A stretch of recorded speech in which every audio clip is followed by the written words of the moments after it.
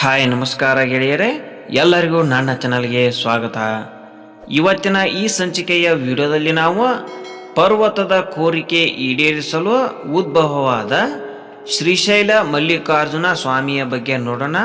ಅಂದರೆ ಆಂಧ್ರ ಪ್ರದೇಶದ ಶ್ರೀಶೈಲಂನಲ್ಲಿರುವ ಶ್ರೀ ಮಲ್ಲಿಕಾರ್ಜುನ ಸ್ವಾಮಿ ದೇವಾಲಯದ ಇತಿಹಾಸ ಹಾಗೂ ಅದರ ಹಿಂದೆ ಇರುವ ಪುರಾಣ ದಂತಕಥೆಯ ಬಗ್ಗೆ ಈ ವಿಡಿಯೋದಲ್ಲಿ ವಿವರವಾಗಿ ನೋಡೋಣ ಬನ್ನಿ.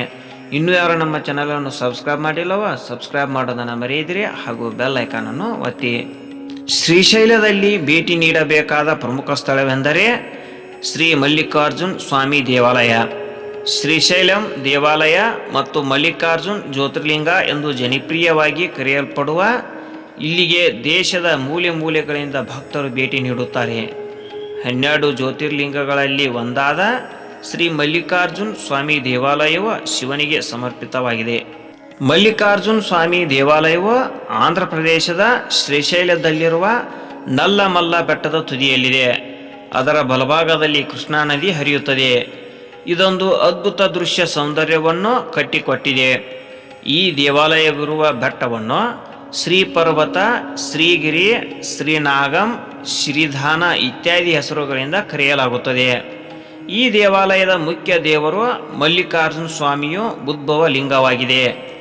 ದೇವಾಲಯದ ಆವರಣದೊಳಗೆ 18 ಮಹಾಶಕ್ತಿಗಳಲ್ಲಿ ಒಬ್ಬಳಾದ ದೇವಿ ಬ್ರಹ್ಮರಾಂಬ ದೇವಿ ಇದ್ದಾಳೆ. ಈ ಕಾರಣದಿಂದಾಗಿ ಇದು ಜ್ಯೋತಿರ್ಲಿಂಗ ಮತ್ತು ಶಕ್ತಿ ಪೀಠವೂ ಆಗಿದೆ. ಗೆಳೆಯರೇ, ಶ್ರೀಶೈಲಂ ಮಲ್ಲಿಕಾರ್ಜುನ ಸ್ವಾಮಿ ದೇವಸ್ಥಾನದ ಇತಿಹಾಸವನ್ನು ನೋಡುವುದಾದರೆ ಶ್ರೀ ಮಲ್ಲಿಕಾರ್ಜುನ ಸ್ವಾಮಿ ದೇವಾಲಯವು ಪ್ರಾಚೀನ ಕಾಲದಿಂದಲೂ ಅಸ್ತಿತ್ವದಲ್ಲಿದೆ.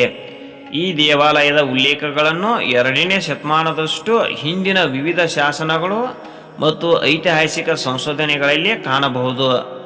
ಚಾಲುಕ್ಯರ ಸಾಮ್ರಾಜ್ಯ ಅಂದರೆ ಕ್ರಿಸ್ತಶಕ 624ರಿಂದ 848ರಲ್ಲಿ ಆಳಿರ್ತಕ್ಕಂಥ ಚಾಲುಕ್ಯರು ಮತ್ತು ಕ್ರಿಸ್ತಶಕ 953ರಿಂದ 1323ರವರೆಗೆ ಆಳಿದಂತಹ ಕಾಕತೀಯರು ಮಲ್ಲಿಕಾರ್ಜುನ್ ದೇವಾಲಯದ ಅಭಿವೃದ್ಧಿಯಲ್ಲಿ ಕೊಡುಗೆಯನ್ನು ನೀಡಿದ್ದಾರೆ. ಮಲ್ಲಿಕಾರ್ಜುನ್ ಜ್ಯೋತಿರ್ಲಿಂಗ ದೇವಾಲಯವನ್ನು ಬಹಳ ಹಿಂದೆಯೇ ನಿರ್ಮಿಸಲಾಗಿದ್ದರು. ಅದರ ಪ್ರಮುಖ ನವೀಕರಣಗಳು ವಿಜಯನಗರದ ಆಳ್ವಿಕೆಯಲ್ಲಿ 1336ರಿಂದ 1678ರವರೆಗೆ ನಡೆದವು. ವಿಜಯನಗರ ಆಳ್ವಿಕೆಯಲ್ಲಿ ಮಲ್ಲಿಕಾರ್ಜುನ್ ದೇವಾಲಯದ ಮುಖ ಮಂಟಪವನ್ನು ಅದರ ದಕ್ಷಿಣ ಭಾಗದಲ್ಲಿ ಗೋಪುರದೊಂದಿಗೆ ನಿರ್ಮಿಸಲಾಯಿತು. ಶ್ರೀಕೃಷ್ಣ ದೇವರಾಯ ಆಳ್ವಿಕೆಯಲ್ಲಿ ಸಾಲು ಮಂಟಪಗಳು ಮತ್ತು ರಾಜಗೋಪುರಗಳನ್ನು ಸಹ ನಿರ್ಮಿಸಲಾಯಿತು. ಈ ಪ್ರಾಚೀನ ದೇವಾಲಯಕ್ಕೆ ಭವ್ಯ ವೈಭವವನ್ನು ಸೇರಿಸಲಾಯಿತು.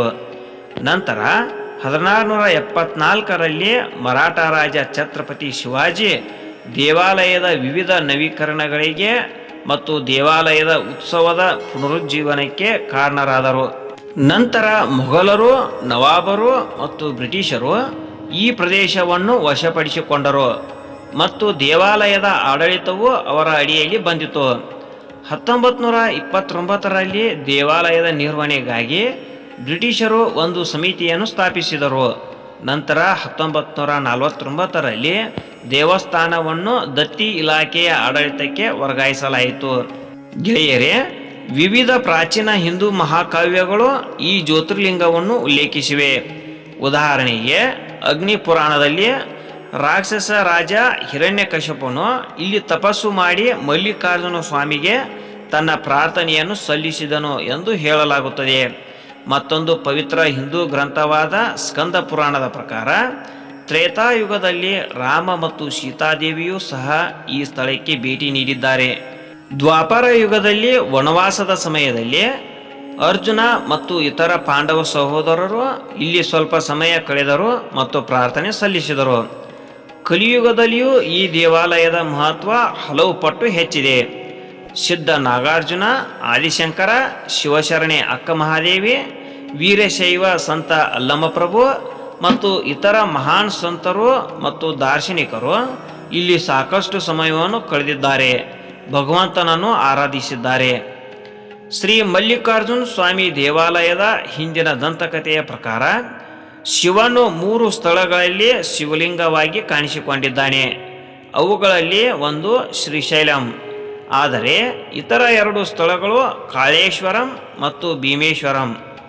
ಮತ್ತೊಂದು ದಂತಕಥೆಯ ಪ್ರಕಾರ ಶಿಲಾದ ಮಹರ್ಷಿಯ ಮಗ ಪರ್ವತನು ಪ್ರಾಯಶ್ಚಿತ್ತಕ್ಕಾಗಿ ಶಿವನನ್ನು ಪ್ರಾರ್ಥಿಸಿದನು. ಆತನ ಪ್ರಾರ್ಥನೆಯಿಂದ ಶಿವನು ಅವನ ದೇಹದ ಮೇಲೆ ವಾಸಿಸುವ ಬಯಕೆಯನ್ನು ಪೂರೈಸಿದನು. ಆಗ ಪರ್ವತವು ಶ್ರೀ ಪರ್ವತ ಎಂಬ ಹೆಸರಿನ ಬೆಟ್ಟದ ಆಕಾರವನ್ನು ಪಡೆದುಕೊಂಡಿತು. ಶಿವನು ಶ್ರೀ ಮಲ್ಲಿಕಾರ್ಜುನ ಸ್ವಾಮಿಯಾಗಿ ಬೆಟ್ಟದ ಮೇಲೆ ತಂಗಿದನು. ಗೆಳೆಯರೇ, ಇವಾಗ ನಾವು ಶ್ರೀಶೈಲ ಮಲ್ಲಿಕಾರ್ಜುನ ಸ್ವಾಮಿ ದೇವಸ್ಥಾನದಲ್ಲಿ ಯಾವ ಉತ್ಸವಗಳು ಯಾವಾಗ ನಡೆಯುತ್ತವೆ ಅಂತ ನೋಡೋಣ ಬನ್ನಿ. ವರ್ಷವಿಡೀ ಮಲ್ಲಿಕಾರ್ಜುನ ಜ್ಯೋತಿರ್ಲಿಂಗವನ್ನು ಭೇಟಿ ಮಾಡಬಹುದಾದರೂ ಹಬ್ಬ ಹರಿದಿನಗಳಲ್ಲಿ ಭೇಟಿ ನೀಡುವುದು ದರ್ಶನಕ್ಕೆ ಮತ್ತಷ್ಟು ಚೆಲುವನ್ನು ನೀಡುತ್ತದೆ. 7 ದಿನಗಳ ಉತ್ಸವ ಮಹಾಶಿವರಾತ್ರಿ ಬ್ರಹ್ಮೋತ್ಸವವು ದೇವಾಲಯದ ಅತ್ಯಂತ ಜನಪ್ರಿಯ ಉತ್ಸವಗಳಲ್ಲಿ ಒಂದಾಗಿದೆ. ಈ ಹಬ್ಬವನ್ನು ಫೆಬ್ರವರಿ ಅಥವಾ ಮಾರ್ಚ್ ತಿಂಗಳಲ್ಲಿ ಆಚರಿಸಲಾಗುತ್ತದೆ. 5 ದಿನಗಳ ಕಾಲ ಆಚರಿಸಲಾಗುವ ಯುಗಾದಿ ಹಬ್ಬವು ಮತ್ತೊಂದು ಜನಪ್ರಿಯ ಹಬ್ಬವಾಗಿದೆ. ದಸರಾ ಆಚರಣೆಗಳು, ದೇವಿ ಶರನ್ನವರಾತ್ರಿಗಳು ಇದು 9 ದಿನಗಳ ಕಾಲ ಆಚರಿಸಲಾಗುವ ಉತ್ಸವವಾಗಿದೆ. ಕುಂಭೋತ್ಸವ, ಸಂಕ್ರಾಂತಿ ಉತ್ಸವಗಳು, ಆರುದ್ರೋತ್ಸವಗಳು, ಕಾರ್ತಿಕ ಮಹೋತ್ಸವಗಳು, ಶ್ರವಣ ನಾಮೋತ್ಸವಗಳು ದೇವಾಲಯದ ಕೆಲವು ಪ್ರಮುಖ ಹಬ್ಬಗಳಾಗಿವೆ. ಗೆಳೆಯರೇ, ನಿಮಗೆ ಈ ವಿಡಿಯೋ ಇಷ್ಟವಾಗಿದ್ದರೆ ಲೈಕ್ ಮಾಡಿ ಹಾಗೂ ಇತರರಿಗೂ ಶೇರ್ ಮಾಡಿ. ಇನ್ನೂ ಇಂತಹ ಉಪಯುಕ್ತ ವಿಡಿಯೋಗಳಿಗಾಗಿ ನಮ್ಮ ಚಾನಲನ್ನು ಸಬ್ಸ್ಕ್ರೈಬ್ ಮಾಡಿ ಹಾಗೂ ಬೆಲ್ ಐಕಾನನ್ನು ಒತ್ತಿ. ಇನ್ನು ಮುಂದಿನ ಸಂಚಿಕೆಯ ವಿಡಿಯೋದಲ್ಲಿ ಶ್ರೀಶೈಲ ಮಲ್ಲಿಕಾರ್ಜುನ ಸ್ವಾಮಿಯ ಇನ್ನೊಂದು ಕಥೆಯೊಂದಿಗೆ ಬರೋಣ. ಎಲ್ಲರಿಗೂ ಧನ್ಯವಾದಗಳು.